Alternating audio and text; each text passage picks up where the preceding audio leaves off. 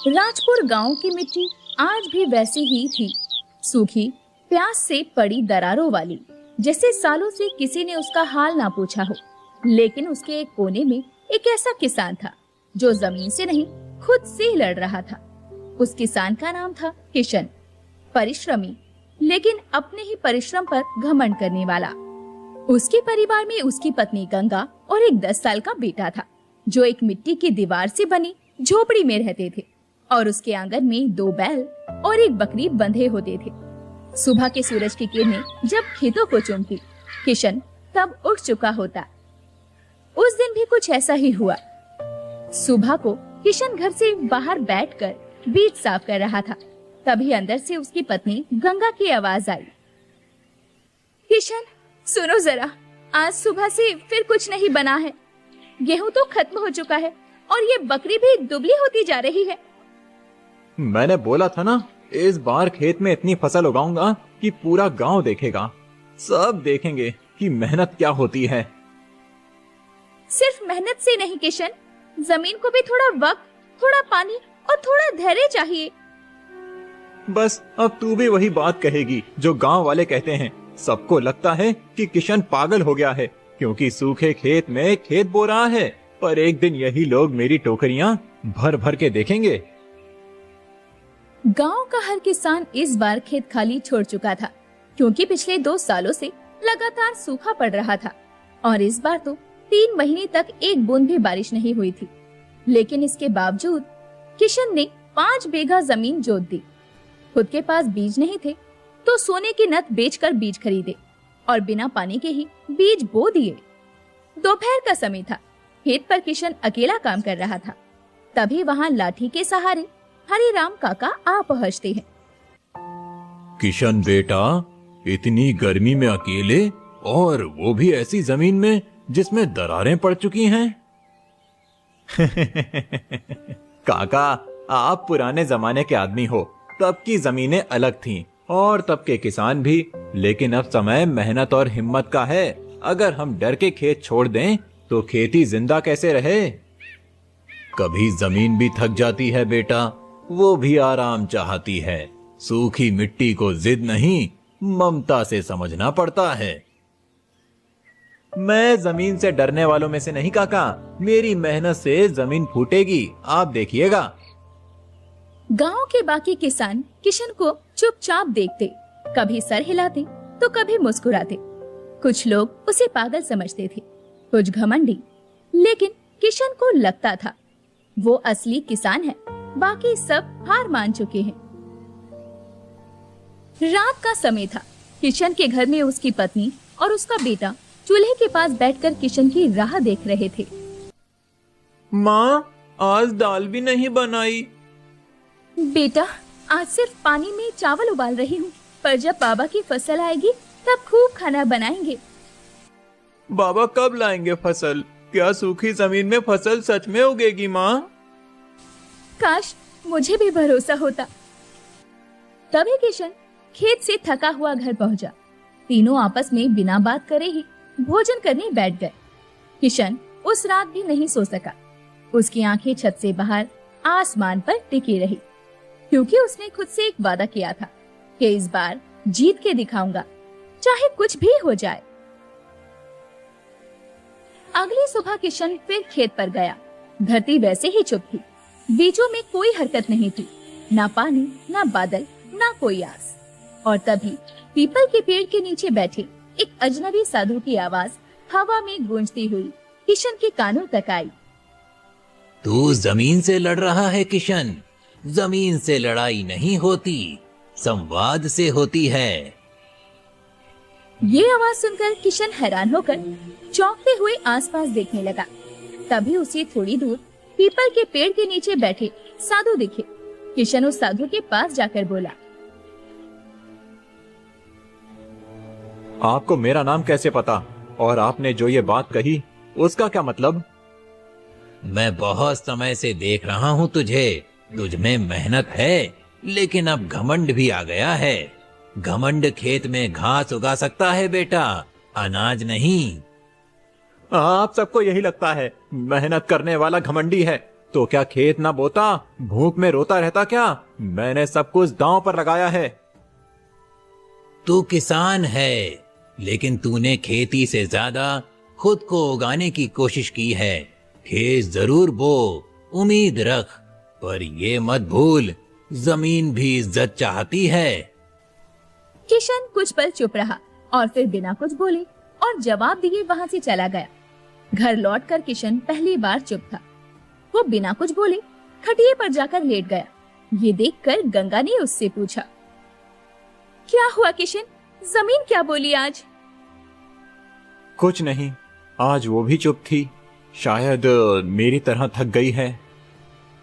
किशन को अब जमीन की खामोशी समझ आने लगी थी। वो जमीन जिसे वो जीतने चला था, अब उसका चेहरा पड़ रही थी। पहली बार खेत उसे बेजान नहीं बल्कि नाराज लग रहे थे। दूसरे दिन सुबह किशन खेत में बैठा मिट्टी की दरारों को हाथ से सहला रहा था। मैंने तुझसे कभी कुछ नहीं छीना, सिर्फ मांगा है। अपने हाथों से तुझे जोता, सींचा। क्या इतनी मेहनत भी अब कुछ नहीं लगती तुझे? तभी पीछे से हरिराम काका की आवाज आती है। जमीन नाराज नहीं है बेटा, वो बस तुझे आईना दिखा रही है कि जिद और मेहनत में कितना फर्क होता है। तो अब आप भी वही कहेंगे जो सब कहते हैं। सबका कहना है कि मैंने घमंड किया, पर ये कोई नहीं देखता कि मैं भूखा नहीं सोना चाहता था। क्या अपने परिवार को बचाने में भी घमंड हो गया? बेटा, भूख मिटाने के लिए मेहनत करना समझदारी है, पर अगर सब कुछ मिटाकर सिर्फ अपने हक की बात की जाए तो वो मेहनत नहीं, जुनून बन जाती है। और जुनून कई बार आदमी को अकेला छोड़ देता है।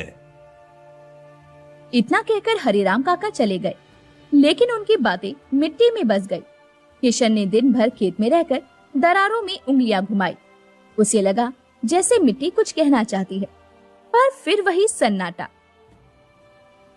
किशन का खेत अभी भी सूखा पड़ा है। सूखा नहीं है, उसका माथा भी अब तपने लगा है। सुबह शाम वहीं बैठा रहता है, जैसे जमीन जवाब दे देगी। पहले जब किशन बोला करता था मैं अकेला पूरा गांव हिला सकता हूँ, तब सब उसकी हिम्मत की दाद देते थे। अब जब वही हिम्मत घमंड बन गई तो देखो कहाँ पहुँचा। गांव में लोग अब खुलकर किशन का मजाक नहीं उड़ाते थे, लेकिन आपस में धीरे धीरे बात जरूर होती थी। उसके घर के बाहर अब कोई नहीं आता था, ना कोई बच्चा खेलने जाता और ना कोई बुजुर्ग बात करने। उस रात को झोपड़ी के अंदर किशन, गंगा और भोला साथ बैठे थे। ये लो, आज पानी थोड़ा ज्यादा लाना पड़ा। गांव का कुआं भी अब आधा रह गया है। बाबा, क्या हमारी जमीन मर गई? नहीं बेटा, वो सो रही है, बस थोड़ी देर में उठेगी और फिर तुम्हारे लिए भर के रोटी लगाएगी। किशन, कभी कभी सोई हुई जमीन से पहले आदमी के अंदर का कुछ जगाना जरूरी होता है। तुम भी अब ताने मारने लगी गंगा? ताने नहीं, बस ऐसे ही बता रही हूँ। तुम जिसे खेत समझती हो, वो दरअसल तुम्हारा घमंड उगा रहा है, फसल नहीं। ये सुनकर किशन बिना कुछ बोले चला गया और रात भर बाहर बैठा रहा। आसमान में तारे चमक रहे थे और बादलों का नामो निशान नहीं था। दूसरे दिन सुबह किशन खेत पर गया। आज मिट्टी पहले से हल्की लगने लगी थी, जैसे किसी ने उसके भीतर से कोई भार उठा लिया हो। और फिर आसमान में पहली बूंद गिरी। जमीन पर गिरते ही वो बूंद धूप में भाप बनकर उड़ गई, लेकिन फिर दूसरी, तीसरी और देखते देखते एक हल्की सी बारिश शुरू हुई। गांव के लोग छत से देख रहे थे। गंगा बाहर दौड़ी और आवाज दी, किशन, बारिश! किशन, देखो ऊपर देखो। माँ माँ देखो, मैं भाग गया। लेकिन किशन वहीं बैठा रहा, भीगता रहा, मिट्टी में हाथ डालता रहा और उसकी आंखों से आंसू झरते रहे। पहली बार कोई उसकी मेहनत पर नहीं, उसके टूटने पर भीग रहा था। थोड़ी देर बाद बारिश रुक जाती है। गांव में मिट्टी की सौंधी महक भर जाती है। हरिराम काका किशन के पास आकर कहते हैं, किशन, भगवान देर करता है, अंधा नहीं होता। तू अपनी जमीन से माफी मांग ले बेटा, शायद अब फसल भी माफ कर दे। काका, आज पहली बार मुझे जमीन ने सुना है, लेकिन आज मैंने भी उसे पहली बार समझा है। किशन का चेहरा अब वैसा नहीं था जैसा पहले हुआ करता था। अब वहाँ गर्व की जगह नमी थी। उसके खेत की मिट्टी में हलचल हुई, जैसे बीज ने अंगड़ाई ली हो। कुछ लोग किशन के खेत की ओर देखकर बोलते हैं, अरे उसके खेत में हरियाली दिखाई दी क्या? हाँ, लगता है कुछ अंकुर निकले हैं। अब देखना है कि किशन का खेत हरा होता है या फिर वही जमीन उसका हिसाब चुकाती है। अब खेत बोया जा चुका था। घमंड की जड़ें अब थोड़ी ढीली हो चुकी थी, लेकिन कहानी अभी बाकी थी। कुछ हफ्ते बीते। मिट्टी की दरारों में जो बीज दबे थे अब हरी पत्तियों की शक्ल में बाहर झांकने लगे। गांव की सूखी पंगडंडियों के बीच अब किशन का खेत दूर से जीवन का टुकड़ा दिखता था, जैसे सूखी आंखों में कोई पुरानी यादें हो। दूसरे दिन सुबह किशन हल्की मुस्कान लिए खेत के बीच खड़ा था। वो जमीन को देखते हुए उससे कहता है, देखा तूने, मैंने कहा था ना, तू सुनेगी मेरी। मैं तुझसे लड़ नहीं रहा था, बस तुझे जगाना चाहता था। जमीन की पूजा करने के लिए गंगा पीछे से हाथ में थाली लिए आती है। सुन तो लिया जमीन ने, अब तुम्हारे अंदर की जमीन कब सुनेगी? मतलब ये कि अब तुम खुद को भगवान मत समझ बैठना किशन। फसल उगी है वो ठीक है, पर क्या तुम वाकई बदल गए हो? तू तो अब भी वही बात कहती है, कोई तारीफ नहीं, बस ताने। ऐसा कहकर किशन वहाँ से चला गया। अब गांव वालों ने भी किशन के खेत की ये हरियाली देख ली थी। अब जिन आंखों में पहले हंसी और शक था, अब वहाँ जिज्ञासा और थोड़ी ईर्ष्या थी। किशन का खेत तो सच में हरा हो गया, इतना तो हमने भी नहीं सोचा था। हाँ, वो कहता था मैं अकेला किसान हूँ। अब लग रहा है कि उसकी बात सही थी। उसके जैसे खेत और किसी के नहीं होंगे, बाकी सब खेत वैसे के वैसे सूखे पड़े हैं। धीरे धीरे गांव के लोग किशन के पास वापस आने लगे, कोई सलाह मांगने, कोई बीज मांगने, तो कोई उम्मीद लेकर। एक दिन दोपहर को जब किशन अपने खेत के पास खड़ा था, तभी वहाँ पर दो गांव वाले किशन से मदद मांगने आए। किशन भैया, हमें भी बताओ कि तुमने कौन से बीज डाले थे? हमारे खेतों में अब भी हरियाली नहीं है, क्या तुम कुछ बीज दे सकते हो? अब सबको किशन याद आ रहा है। जब मैं अकेला खेत में बीज बो रहा था, तो अब तो सब हंसते थे। अब पौधे निकले हैं तो सब आ गए बीज मांगने। नहीं नहीं भैया, हम तो बस आपसे कुछ सीखना चाहते हैं। आप जैसी मेहनत करने की आदत सब में कहाँ है? मेहनत नहीं, हिम्मत चाहिए, हिम्मत जो तुम लोगों में नहीं थी। मैंने अपने दम पर यह खेत हरा किया। बीज तो सबके पास थे, लेकिन हिम्मत सिर्फ मेरे पास थी। गांव वाले चुपचाप वहाँ पास लौट गए। किशन की बातों में अब फिर वही पुराना रंग आने लगा था। शाम का समय था। घर पर गंगा कपड़े धो रही थी। भोला मिट्टी में खेल रहा था। भोला, अंदर आजा बेटा, बारिश फिर आई तो बीमार हो जाएगा। माँ, बाबा ने कहा है अब तो खेत में सारा गांव हमारा नाम देखेगा। खेत हरा हो गया बेटा, पर नाम तो तब होता है जब लोगों को साथ लेकर चला जाए। किशन खेत से लौटकर घर में दाखिल होता है। उसके चेहरे पर उत्साह झलक रहा था। गंगा, आज कई सारे लोग मुझसे बीज मांगने आए थे। अब देखना, ये गांव मेरी इज्जत के लिए मेरे आसपास घूमेगा। इज्जत दूसरों की सेवा से आती है किशन, तिरस्कार से नहीं।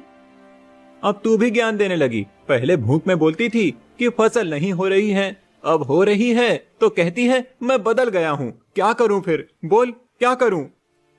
बस एक बार दूसरों की मदद करके देखो, शायद जमीन से ज्यादा सुकून तुम्हें दिल से मिलेगा। गांव में अब लोग किशन के पास दोबारा आने से डरने लगे थे। अगले दिन हरिराम काका ने किशन को खेत पर बुलाया। किशन बेटा, जो बीज तूने जमीन में डाले थे वो तो उगाए। अब एक बार इंसानियत का बीज भी डाल दे, कुछ खेत और कुछ दिल हरे हो जाएं। काका, अब सबको लगता है कि मैं बदल सकता हूँ। क्या मेरी मेहनत भी अब गुनाह है? मेहनत गुनाह नहीं बेटा, पर मेहनत पर घमंड करना खुद को भगवान मानने जैसा है। तेरी जमीन हरी हुई है, अच्छा है, अब कुछ हरियाली दूसरों में बांट, तभी सच्चा किसान कहलाएगा। किशन कुछ देर चुप रहा, पर फिर उसकी आंखों में वही चमक लौट आई, सब मुझसे सीखेंगे वाली, और बिना कुछ बोले और जवाब दिए वहां से अपने खेत की ओर चला गया। उस रात किशन ने अपने खेत की मेड़ पर एक पत्थर गाड़ा, जिस पर लिखा किशन का खेत, मेहनत का प्रमाण। अगली सुबह गांव वाले जब उसके खेत के पास से जा रहे थे, तभी उन्होंने उस पत्थर को देखा।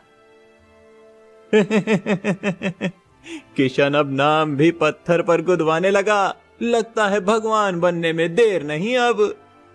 फसल तो आई है, पर अगर इसमें से किसी और के घर का चूल्हा ना जले तो ऐसी हरियाली का क्या फायदा।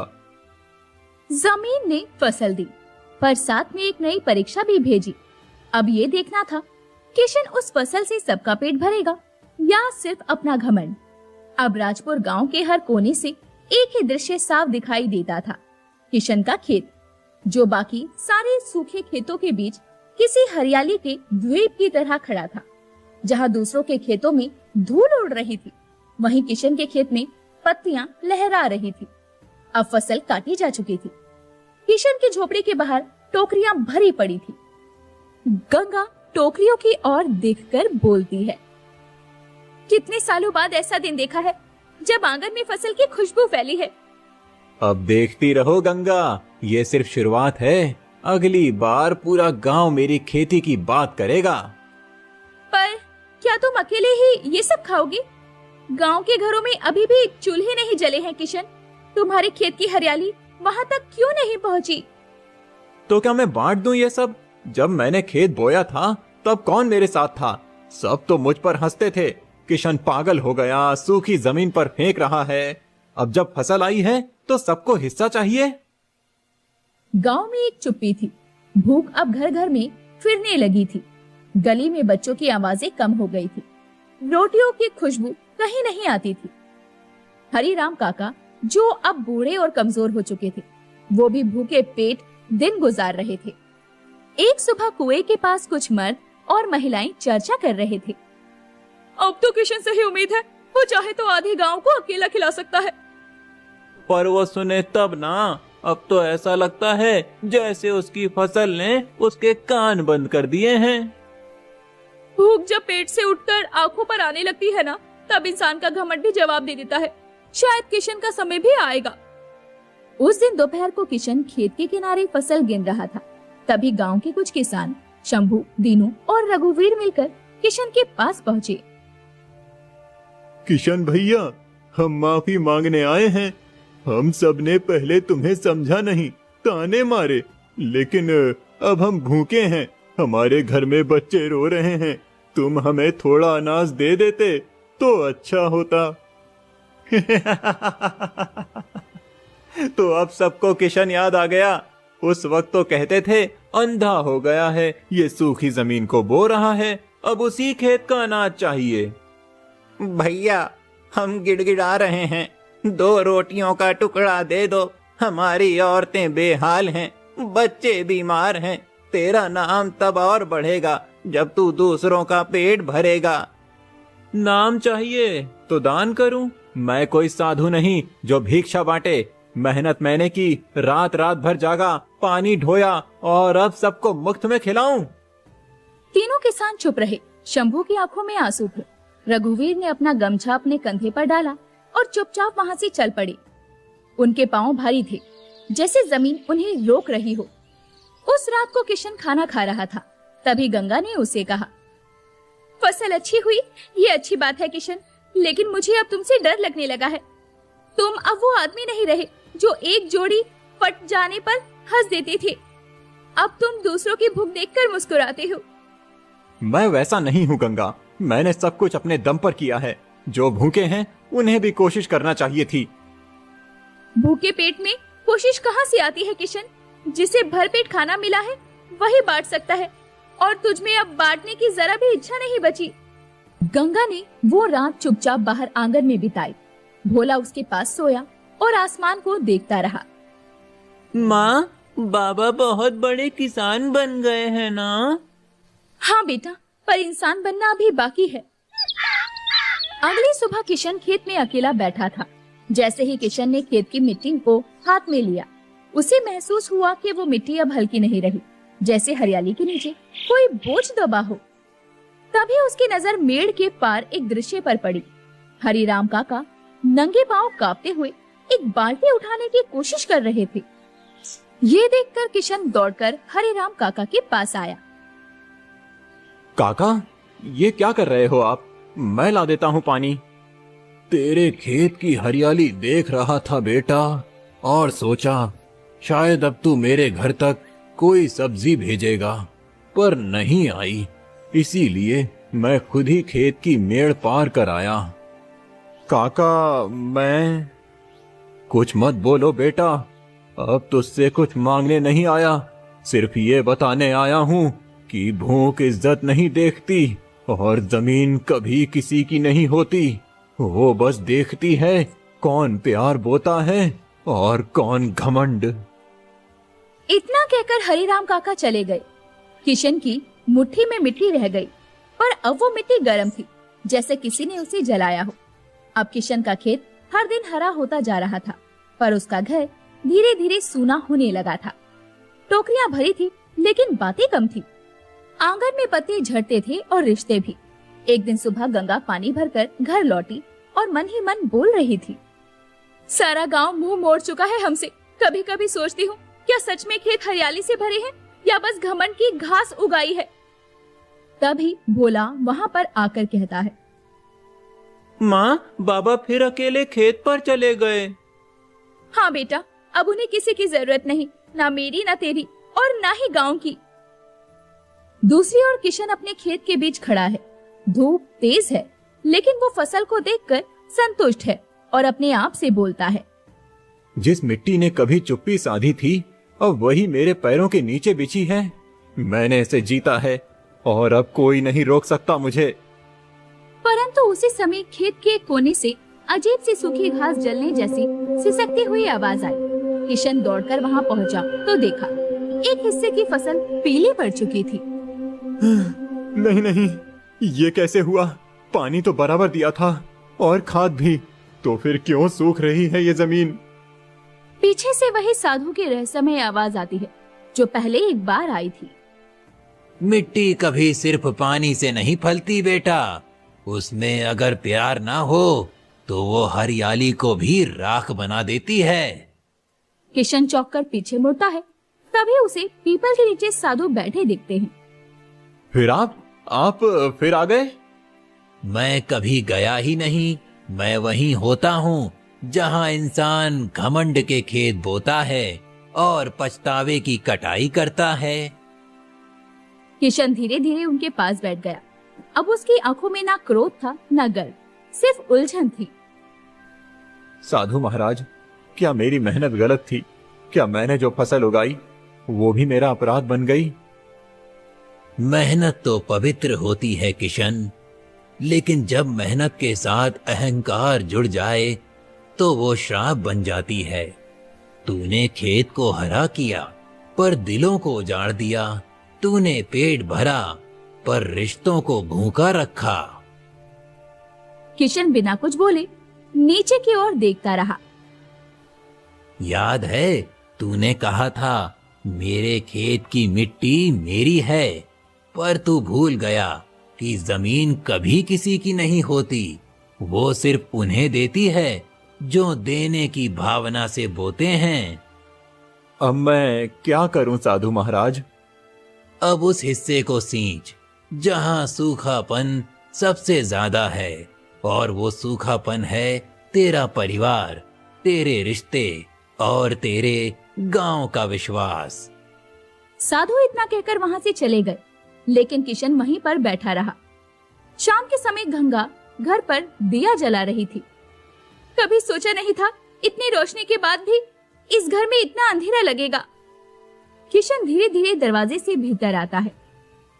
बाबा, आप आ गए, मैं आपको बुलाने आने वाला था। अब मैं हर दिन आऊंगा बेटा। अब सिर्फ खेत नहीं, तुम्हारा सिर भी सहलाना है मुझे। क्या हुआ? आज तुम्हारी आवाज हल्की लग रही है। आज मिट्टी ने जवाब दिया है गंगा। उसने कहा, अब और नहीं, अब बांटना ही होगा।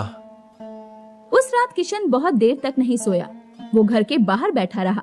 आंखों में आत्म मंथन था और मन ही मन बोलने लगा, अब खेत की जड़ों में नहीं, गांव के दिलों में बीज बोने हैं मुझे। अगली सुबह गांव की गलियों में हलचल होने लगी। लोगों को खबर मिली, किशन ने अपनी फसल की 1/3 हिस्सा बांटने का ऐलान किया है। हर घर के नाम एक टोकरी, बिना मांगे और बिना डर के।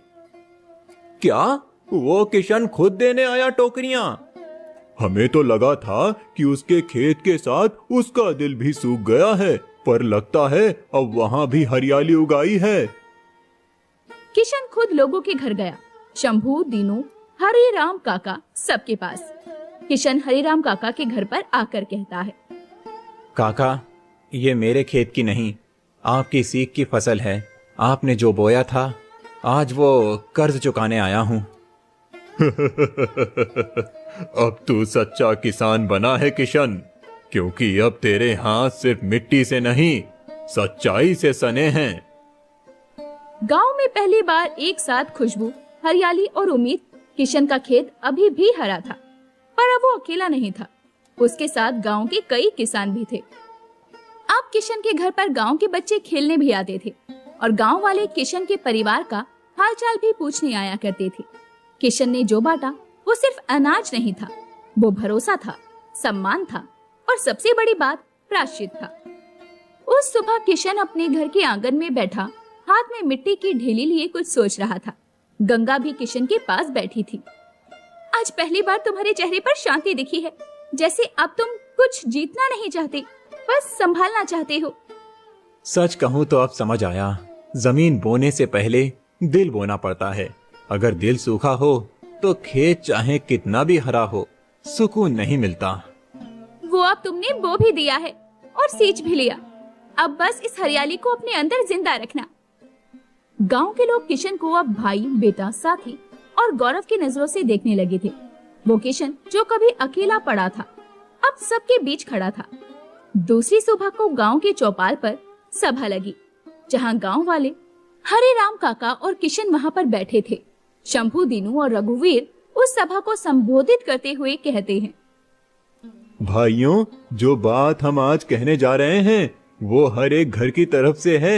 हम सबने देखा कि जब हमारा घर सूखा था तब किशन ने हमें सींचा। हमने शायद पहले उसे नहीं समझा, पर उसने हमें समझा, और अब वक्त है कि हम उसके खेत को अकेला ना रहने दें। आज हम सब मिलकर तय करते हैं कि किशन का खेत अब गांव का खेत कहलाएगा, क्योंकि उस मिट्टी में अब सबकी भूख, सबकी मेहनत और सबका सम्मान शामिल है। किशन खड़ा होता है और कहता है, मैं कुछ नहीं कह पा रहा। बस इतना जानता हूँ कि मैंने जो खोया था वो सब मुझे वापस मिल गया है, पर इस बार ज्यादा गहराई से मिला है। उस दिन गांव के हर घर से एक एक सदस्य आया और किशन के खेत में एक एक पौधा लगाया। हर पौधे के पास एक नाम का पत्थर रखा गया, किसी का बच्चा, किसी की माँ, किसी का भाई। खेत अब सिर्फ फसल नहीं, यादों और रिश्तों का घर बन चुका था। अगले दिन सुबह किशन को साधु पीपल के नीचे फिर बैठे दिखे। किशन उनके पास जाकर बैठ जाता है। साधु महाराज, अगर आप ना होते तो मैं शायद कभी समझ ही नहीं पाता कि खेती सिर्फ जमीन में नहीं, आत्मा में भी होती है। अब तू किसान नहीं, जगाने वाला बन गया है किशन। तेरे खेत की मिट्टी ने तुझे माफ किया और तूने खुद को भी।